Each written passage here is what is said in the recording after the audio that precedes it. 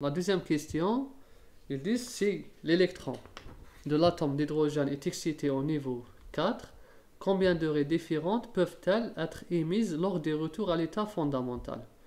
Ensuite, on va calculer dans chaque cas la fréquence et l'onda du photon émis, puis on précise la série. Là, on va faire juste la simulation. La voici. Là, ils disent, selon l'exercice, il y a un électron au niveau fondamental qui va être excité au niveau 4. Une fois là, il va revenir. Pour revenir, il va émettre. Donc, quand il va revenir, il peut revenir vers, on va dire, la première possibilité, c'est ici. Donc là, 4, 3. La deuxième possibilité, c'est ici. 4, 2. Et la troisième possibilité, c'est ici. Sinon, il reste d'autres possibilités. Par exemple, là. Quand il est là, dans le niveau 2, il peut aussi revenir au niveau 3. Là. Et quand il est au niveau 2, il peut revenir au niveau... Plutôt au niveau 3, il peut revenir au niveau 1. Et là aussi, quand il est au niveau 2, il peut revenir au niveau 1. Voilà. Donc ça, on a plusieurs possibilités. Donc on va aller faire le calcul. On a 1, 2, 3, 4, 5 et 6. Voilà. Donc on a 6 possibilités. Les voici. Donc quelles sont les raies qui peuvent apparaître? Donc les voici. On a le 4, 1, plutôt 4, 3. On va essayer de les déterminer par 4, 3. Aussi 4, 2. Quoi d'autre? Et 4, 1. Voilà, à partir de 4. Maintenant, à partir de 3, on a 3, 2 et 3, 1. Les voici. Ensuite, la dernière, c'est 2 vers 1. Voilà. Donc, on voit bien qu'on a 6 possibilités. 4, 3, 4, 2, 4, 1, 3, 2, 3, 1 et 2, 1. Voilà.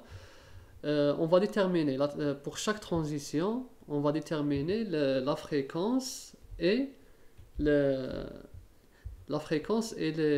nombre d'ondes. On revient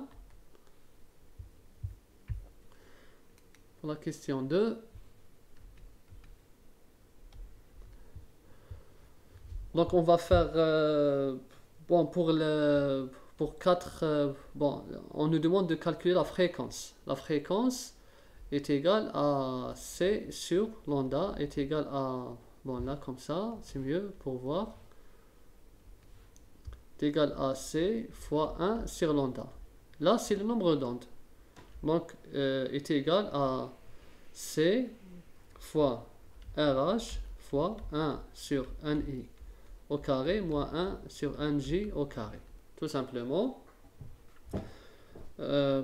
Ici, on va vérifier, puisque là, on va juste vérifier les unités.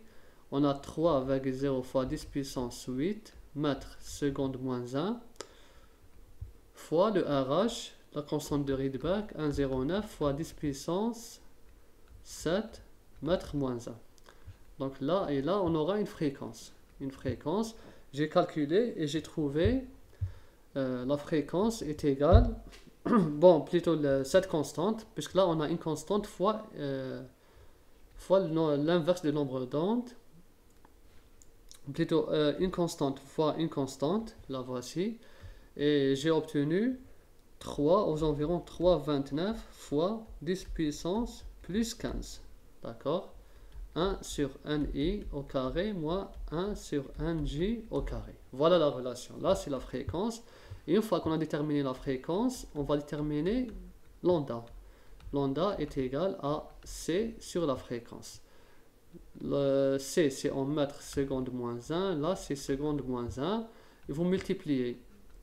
1 mètre est égal à 10 puissance 9 nanomètres. Ensuite, on va obtenir un résultat direct en nanomètres. Voilà. Vous appliquez cette relation. Et là, j'ai fait le calcul.